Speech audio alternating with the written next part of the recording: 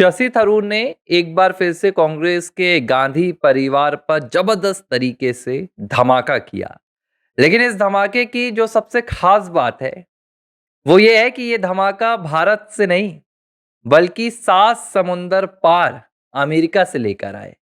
और अमेरिका के इस पूरे हथियार को शशि थरूर ने भारत में कांग्रेस पार्टी के गांधी परिवार के लिए इस्तेमाल किया और चोट इतनी करारी दी कि एक तीर से दो निशाने किए।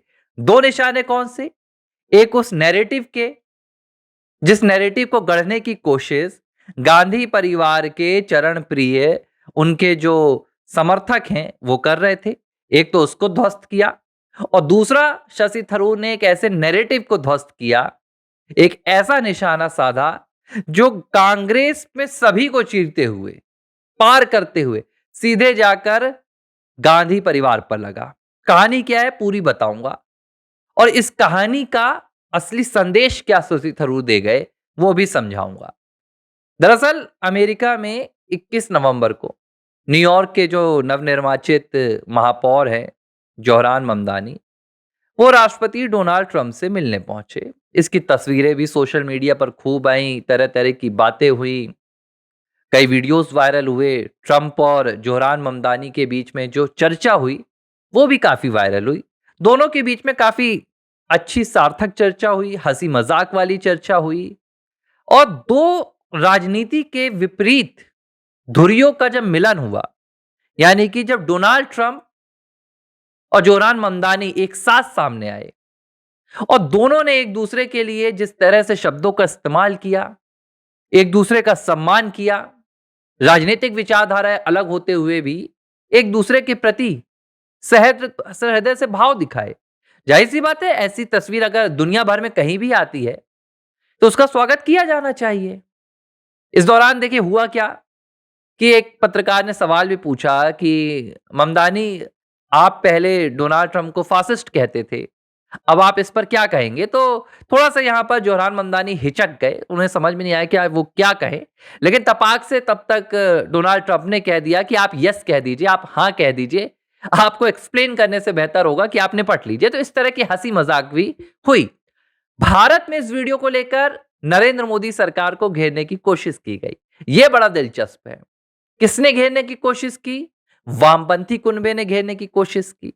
कैसे की? मैं आपको बताता हूं। इस वीडियो को लेकर कहा गया कि देखिए, अगर भारत में कोई विरोधी नेता अगर चुनाव में इस तरह की बातें करता है और उससे अगर इस तरह के सवाल पूछे जाते हैं तो माफ कीजिएगा, सत्ता पक्ष में अब तक उसके खिलाफ ईडी की कार्रवाई हो जाती है। सत्ता पक्ष भारत में कभी भी विरोधी नेताओं को, अपने विपक्षी नेताओं को तरजीह नहीं देता। इस तरह के नैरेटिव गढ़े जाने लगे। नरेंद्र मोदी सरकार को अहंकारी सरकार, नरेंद्र मोदी सरकार को घमंडी सरकार, एक छत्र राज करने वाली सरकार, अलोकतांत्रिक, इस तरह की छवि तैयार की जाने लगी, नैरेटिव गढ़ा जाने लगा। बताने की कोशिश हो रही थी कि नरेंद्र मोदी सरकार भारत में विपक्ष को खत्म कर रहा है और ये नैरेटिव आज का नहीं है, ये नैरेटिव पुराना है। सम्मानीय राहुल गांधी जी ने इस नैरेटिव को गढ़ने में अपनी पूरी राजनीति खपा दी, लेकिन उस नैरेटिव को भारत की जनता के मन में गढ़ नहीं पाए। तो ये सब कुछ चल रहा था। इस बीच एंट्री होती है कांग्रेस पार्टी के जबरदस्त सांसद। मैं जबरदस्त इसलिए कह रहा हूं क्योंकि भारत में इस वक्त अगर विपक्ष में रहकर कोई तगड़ी राजनीति कर रहा है तो वो शशि थरूर कर रहे हैं। विपक्ष की राजनीति कैसी होनी चाहिए वो शशि थरूर बता रहे हैं। शशि थरूर की एंट्री हुई इस वीडियो में, जिस वीडियो को लेकर अब तक पूरा वामपंथी कुनबा एक अपना नैरेटिव गढ़ रहा था। भारत की सरकार को लोकतांत्रिक, भारत की सरकार को डेमोक्रेसी को कुचलने वाली, इस तरह की बातें कर रहा था। शशि थरूर इसी वीडियो के साथ ट्वीट करते हैं। जाहिर सी बात है 8 मिलियन शशि थरूर के ट्विटर पर फॉलोवर है, उनकी पूरी अंतरराष्ट्रीय जगत में फॉलोइंग है। शशि थरूर ने कहा कि वाकई में राजनीति ऐसी होनी चाहिए, जब आप चुनाव में एक दूसरे के खिलाफ लड़ते हैं तो जमकर लड़िए, अपनी अपनी विचारधारा के लिए लड़िए, लेकिन जब एक बार जनता फैसला सुना देती है और हार जीत तय हो जाती है तो फिर इन तमाम बातों को भूल जाइए और एक साथ मिलकर सिर्फ और सिर्फ राष्ट्र प्रथम की भावना से काम कीजिए। शशि थरूर ने कहा कि इस तरह की राजनीति भारत में भी दिखनी चाहिए। अब शशि थरूर के इस ट्वीट का क्या संदेश? शशि थरूर ने यहां मोदी सरकार को नहीं घेरा। शशि थरूर ने भारत के विपक्ष को नसीहत दे दी, क्योंकि इस वक्त भारत में जो माहौल है, वो माहौल ये है कि जो विपक्ष है, वो एक के बाद एक हार झेल रहा है। जो विपक्ष है, वो एक के बाद एक सत्ता पक्ष के हाथों मात खा रहा है।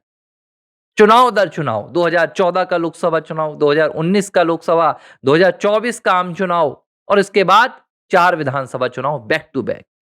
हरियाणा, महाराष्ट्र, दिल्ली और बिहार। विपक्ष हार स्वीकार नहीं कर रहा है। और विपक्ष में कौन हार स्वीकार नहीं कर रहा है? ऐसा नहीं कि पूरा विपक्ष हार नहीं स्वीकार कर रहा है। बिहार में जो हार हुई, लगभग तमाम दलों ने इस हार को स्वीकार कर लिया, सिवाय एक दल के एक नेता के। वो है कांग्रेस पार्टी का गांधी परिवार, राहुल गांधी।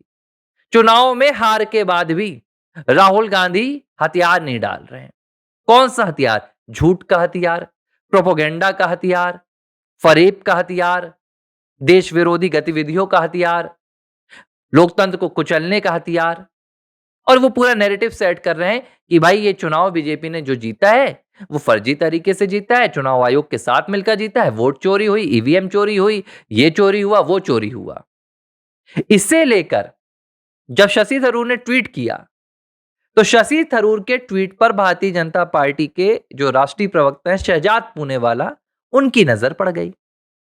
शहजाद पूनेवाला समझ गए कि इस ट्वीट का इशारा किसकी तरफ है और उन्होंने इसे रीट्वीट किया और उन्होंने कहा कि शशि थरूर ने साफ तौर पर यह सख्त संदेश राहुल गांधी और गांधी परिवार के लिए दे दिया है कि देखिए, चुनाव जब आप लड़ते हैं तो जी जान से लड़िए।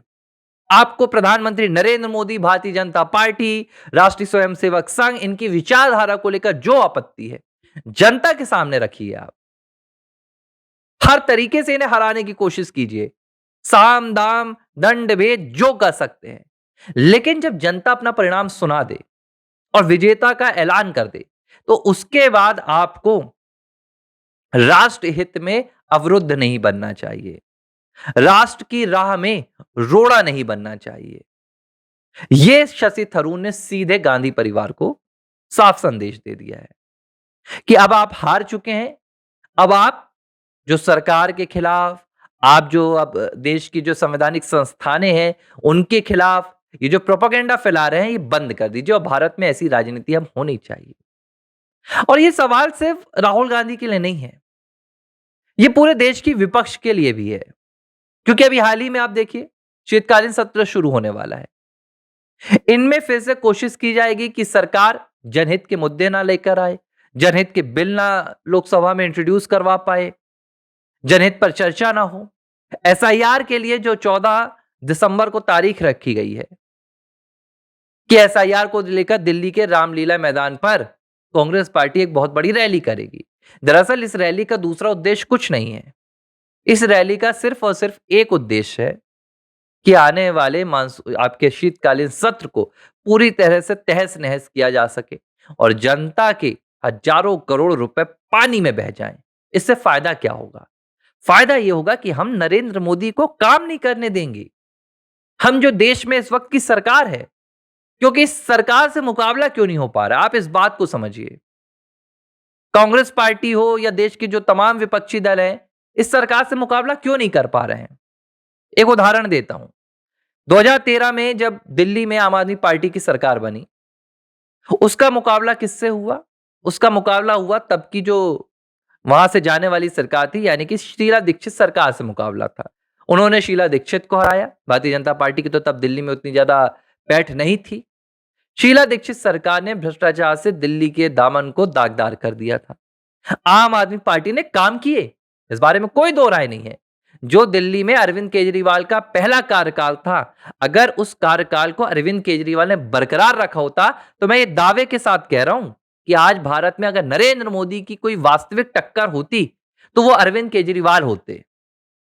अगर 2013 वाले अरविंद केजरीवाल राजनीति में भी वैसे बने रहते, 5 साल उन्होंने काम किया, उन्होंने जनता के लिए किया और जनता ने इसका उन्हें परिणाम भी दिया। जो दूसरा वो चुनाव अपना जीत कर आए, पूरी तरह से विपक्ष ध्वस्त हो गया। ना वहां पर प्रधानमंत्री नरेंद्र मोदी का जादू चला। देखिए, मैं स्पष्ट तौर पर कह रहा हूं, पीएम मोदी जैसा नेता जो किसी भी राज्य में जाते हैं तो जनता उनके पीछे फिदा हो जाती है, अपना सब कुछ खो बैठती है। दिल्ली में ऐसा क्या हो रहा था कि नरेंद्र मोदी के होने के बावजूद दिल्ली की जनता भाजपा को तरजीह नहीं दे रही थी। 2-4 सीटें बड़ी मुश्किल से मिल रही थी। उसका एकमात्र कारण था दिल्ली की जनता के लिए काम करना। और अरविंद केजरीवाल ने पहले 5 साल काम कर दिए थे। तो भाई जब अरविंद केजरीवाल काम कर रहा है, तो जनता ने कहा कि मोदी जी आप देश को संभालिए, दिल्ली को संभालने के लिए केजरीवाल काफ़ी हैं। लेकिन फिर इसके बाद जो अगले 5 साल आए, अरविंद केजरीवाल सत्ता की लालच में पूरी तरह से पलट गए। शराब के भ्रष्टाचार में, शिक्षा के भ्रष्टाचार में, स्वास्थ्य के भ्रष्टाचार में, शीश महल के भ्रष्टाचार में पूरी तरह से डूब गए। और नतीजा क्या आया? दिल्ली से आम आदमी पार्टी की राजनीति डूब गई। मतलब यहां पर जनता को चुनाव कौन जिता रहा है? जनता मतलब जनता किसे चुनाव जिता रही है? विकास को। जनता किसे तरजीह दे रही है? डेवलपमेंट को। यह बात कांग्रेस को समझ में आ रही है। अब कांग्रेस इसका नेगेटिव तरीके से इस्तेमाल कर रही है। नेगेटिव तरीके से कैसे? कांग्रेस के पास आज भी 3 राज्यों में सरकार है। कर्नाटक में है, आपके तेलंगाना में है, हिमाचल प्रदेश में है।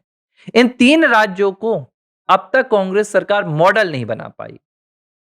आप देखिए बिहार में चुनाव हुआ, चाहती तो कांग्रेस सरकार बिहार को क्या जाकर कहती बिहार की जनता को कि देखिए हमारी 2.5 साल से कर्नाटक में सरकार है, हमने कर्नाटक को एक सबसे बढ़िया मॉडल बनाया है। आप शिक्षा का मॉडल दिखा दीजिए, आप विकास का मॉडल दिखा दीजिए, आप इंफ्रास्ट्रक्चर का मॉडल दिखा दीजिए, आप जनता के लिए कल्याणकारी योजनाओं का मॉडल दिखा दीजिए, कोई मॉडल आप दिखा दीजिए। आप राज्यों के चुनाव में जाते हैं, आप अपने किसी राज्य की चर्चा नहीं करते हैं। मुझे आप किसी मीडिया ने यह बात नहीं की, मैं कह रहा हूं राहुल गांधी ने बिहार चुनाव में हिमाचल के सरकार की अपनी चर्चा क्यों नहीं की? तेलंगाना के अपने सरकार की चर्चा क्यों नहीं की? कर्नाटक की सरकार की चर्चा क्यों नहीं की? भाई नरेंद्र मोदी 2014 में प्रधानमंत्री ऐसे ही ना बने हैं, गुजरात की चर्चा करके बने हैं, उन्होंने दिखाया मॉडल।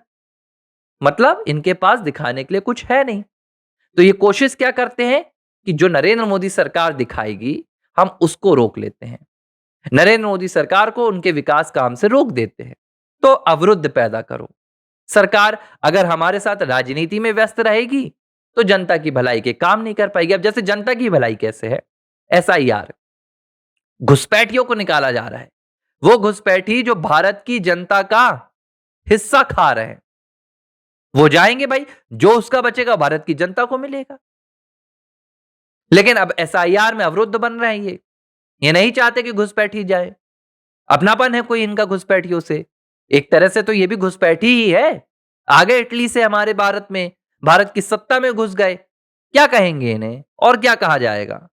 तो ये है पूरा नैरेटिव जो ट्वीट से आया शशि थरूर के। और शशि थरूर अब इस बात को खुलकर कह रहे हैं कि मैं ऐसी ही राजनीति करूंगा। और मैं उन्होंने एक इशारा आखिरी में किया भी, उन्होंने अपने ट्वीट में जो आखिरी वर्ड लिखा है उस पर तो मैंने चर्चा भी नहीं की। शशि थरूर ने देखिए आखिरी वर्ड क्या लिखा है, I am trying to do my part. इसी तरह मैं अपना पार्ट भी निभा रहा हूं कि मेरा चुनाव खत्म हो गया है। और कभी मैं बीजेपी की तारीफ करता हूं या नरेंद्र मोदी की तारीफ करता हूं तो वो किसी व्यक्तिगत हित के लिए नहीं करता, बल्कि वो राष्ट्र प्रथम की मानसिकता के साथ करता हूं। तो ये सच है, जो सच अब जाकर गांधी परिवार को एक भूचाल की तरह लगेगा। और अब देखना होगा कि भाई शशि थरूर के खिलाफ क्या नई तैयारी करेंगे कि इनको पार्टी से निकाला जाए, इनकी सांसदी छीना जाए, क्योंकि बाकी सब तो शशि थरूर का छिन गया है, सिवाय एक चीज के कि वो कांग्रेस पार्टी के फिलहाल निर्वाचित सांसद हैं। आर फॉर राष्ट्र को आप जबरदस्त समर्थन दे रहे हैं और हमारा परिवार आर फॉर राष्ट्र का 25,000 होने वाला है। तो सबसे पहले तो आप सभी का बहुत बहुत धन्यवाद, क्योंकि ये राष्ट्र की आवाज है, ये सनातन की आवाज है, ये हिंदुत्व की आवाज है। ये कोई न्यूज चैनल नहीं है, ये अपना परिवार है जहां पर हम वैचारिक लड़ाई लड़ रहे हैं। और ये वैचारिक लड़ाई देखिए अकेले नहीं लड़ी जा सकती है। वैचारिक लड़ाई के लिए हमें एक दूसरे का साथ देना है। तो मेरी आपसे बस यही विनती है कि आर फॉर राष्ट्र का साथ दीजिए। मैं बहुत जल्द आपके लिए एक लाइव शो की शुरुआत करूंगा जिसमें आपके साथ चर्चा करूंगा, आपके सवालों के जवाब देने की कोशिश करूंगा, आपको भी जोड़ूंगा।